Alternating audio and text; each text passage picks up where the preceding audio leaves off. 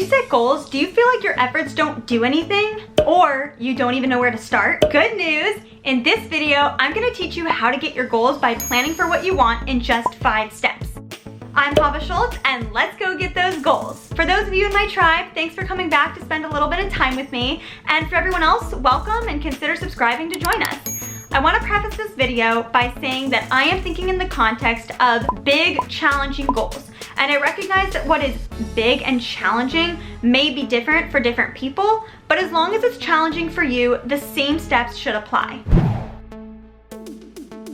First of all, you need to know what you want. How are you supposed to get a goal if you don't have a goal? For more on figuring out what you want, go back to my video on soul searching, but for this video, I'm gonna assume you've already got something in mind. To demonstrate the steps throughout this video, I'm gonna give an example of one of my own goals.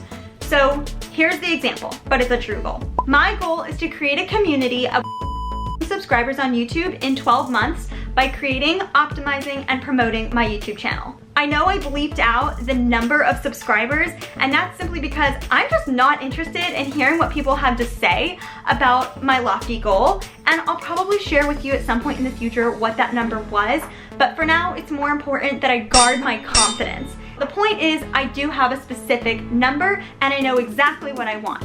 And this leads me straight into step 2. The next thing you want to do is write it down. Study after study has shown that if you write your goals down, you're much more likely to reach them. And when you write them down, you could consider using the SMART structure. So SMART is an acronym, and we'll walk through it, and I'll give you examples based on my goal that I've laid out here. The S stands for specific.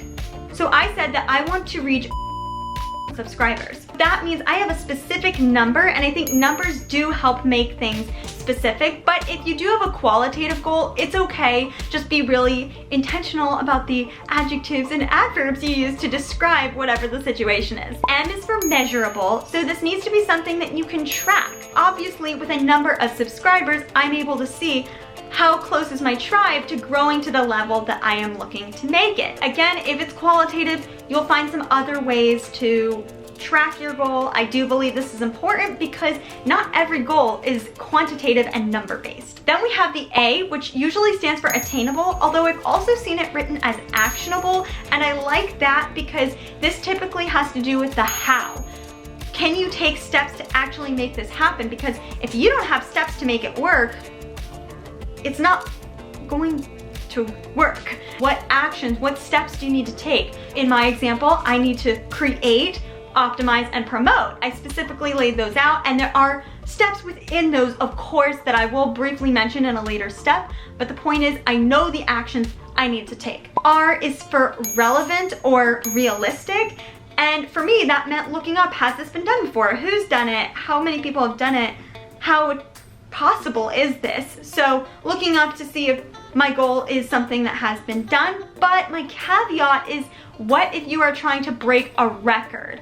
Something that has never been done before? That makes it difficult to look to others for the answer to this letter. Richard Bannister, which I've heard other people talk about how he did a mile in under 4 minutes, but before he did, no one had ever done it before. So you would probably argue that it's impossible for a human to run a mile in under 4 minutes, but after he did it, many, many people have. So if you're trying to break a record, I would say you're gonna run into some gray area with the R, but still go for it. This is not meant to limit you at all. This is just meant to help you see if this is relevant and realistic, because in a lot of cases this is a helpful guiding force. And then the T for time bound means you have some sort of deadline on it, which I think can be helpful to fuel you because, well, I gotta take action now because I have 12 months until I want this to be achieved. I typically struggle with the T because I set very ambitious goals and they can be very hard, and that's not to say that I don't meet them. Often I do, but sometimes I have to circle back from T to the R with realistic and kind of adjust my goals a little bit accordingly. So you may see that these different steps intertwine for you, and make sure that you adjust accordingly. It's okay to adjust your goals. And then once you've written down the whole SMART, or you don't have to use the SMART structure, if there's something that works better for you, then we can move on to step 3. Now you want to go ahead and reverse engineer your goal, figuring out exactly what steps do you need to take. This may require some research, and I actually think there are two different categories when it comes to researching here. There is the hardcore, what steps do you need to take? So for me, that means learning from people like Catherine Manning, Sean Cannell, Neil Patel, people who lay out exactly the steps that I need to do. What do I need to do to optimize my videos or make filming smoother? Different things like that. But then there's also role models. So I'll pay attention to specific creators who inspire me and spark a light in me that I want to follow and kind of use their style and inspiration. Not copying anyone, but drawing upon role models. In this situation, you may be going for that first category where your goal is to set a goal and you're in the research phase by watching a video on how to get your goals. That's very meta, but maybe that's what you're doing. Or maybe you watch some of my other videos. Here's one right here you can watch as a role model on how to enjoy your life. So looking on how to make your life work and watching someone actually doing it in action. And that's kind of what this channel is about. Back to the point, go ahead and figure out what those steps are so that you know what to do. Once you've reverse engineered and you know the steps you need to take, you need to break it into bite-sized hunks. I said earlier that I wanted to achieve my goal by creating, optimizing, and promoting.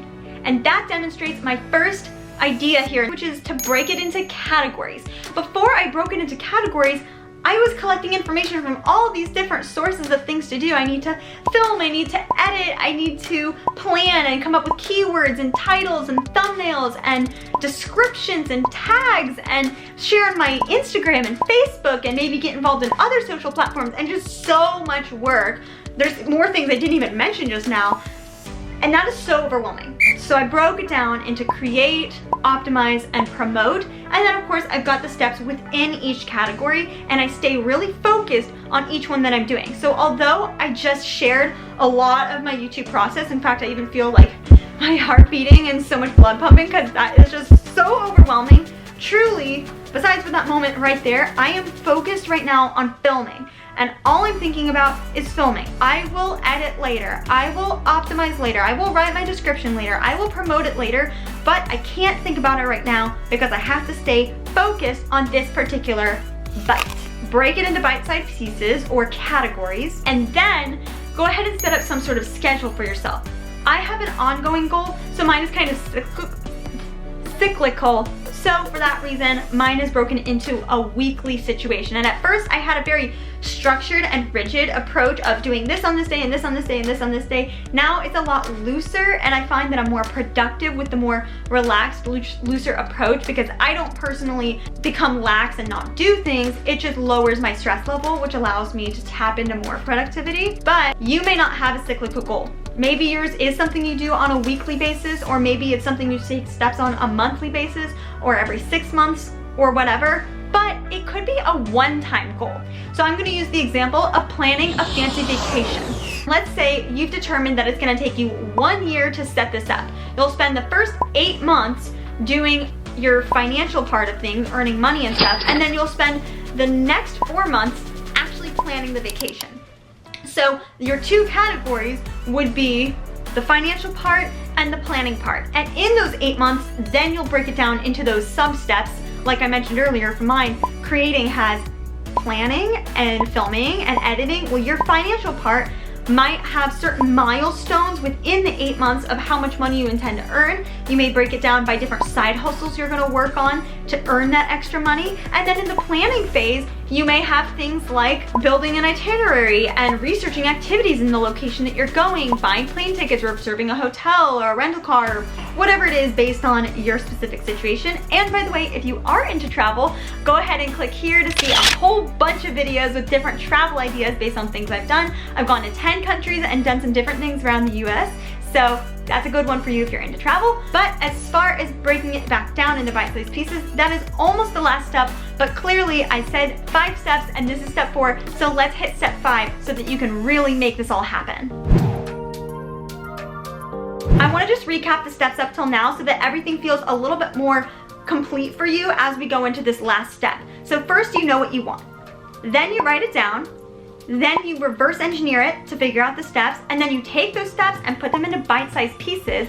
And lastly, you need an accountability plan, because remember, I said that we are talking about challenging goals, and that means that the steps to get there aren't necessarily all gonna be easy. And we're human, so we may not always feel on top of the world and ready to tackle this goal, but you won't be able to get there if you don't take the steps that we've laid out. So it's important that you have a plan to work with those days when you feel unmotivated or tired or discouraged. A lot of people immediately think of the gym. They think, oh, I need a gym buddy to keep myself accountable. But first of all, you may not be thinking about a fitness goal right now. And second of all, many goals don't lend themselves to an accountability partner. So I'm happy to use my goal to explain that to you, because obviously reaching a certain number of subscribers on YouTube, I don't have someone over my shoulder asking me if I'm making my next video, or how's my plan going, or my progress. Oh, are you editing today? Because I have to edit to get these videos out. There's no one saying that. So how am I supposed to keep myself accountable? Well, I think it's just helpful to, first of all, have milestones that you're excited about. So I have this big number that I'm working towards, but there are different milestones along the way that I'm excited to reach and will help keep me going. But further than that, what about the day-to-day? Remember what you're working towards, because whatever the opportunities or results or possibilities that may come from your result can't be reached if you don't take action today. That's something that can kind of help me out and hopefully will help you out too. And just remember that I don't know how the quotes go. I think there's several different people who have said this in different ways about the fact that oftentimes the harder you work, the greater the reward. And I've definitely found that to be true for myself. And if you haven't yet, well, here's your opportunity to figure that out now. After you've planned everything out with these 5 steps, you need to take action. And I mention this because although I said that this is about planning to get what you want, first and foremost, the title says how to get your goals. And if you don't take action, you simply can't get your goals. Plus, it's honestly a huge waste of time to try to make up this whole plan and then not do anything on it. And you may draft up a beautiful plan and it may not work when you go to put it into action, but instead of throwing it out the window, make some modifications and adjustments and use that as a learning experience to figure out how to make it work in implementation. I've definitely had to do that a number of times. Often I write up something very idealistic and then I've got to change it to make it more workable. And with that in mind, if you want to see ways to improve your life as a whole, go ahead and watch this video here and then don't waste any more time. Go ahead and click that like button if you got some value out of this. Comment down below letting me know what that goal is. Go plan it and then subscribe and hit notifications if you want to see more content like this. I will see you guys next time. Bye.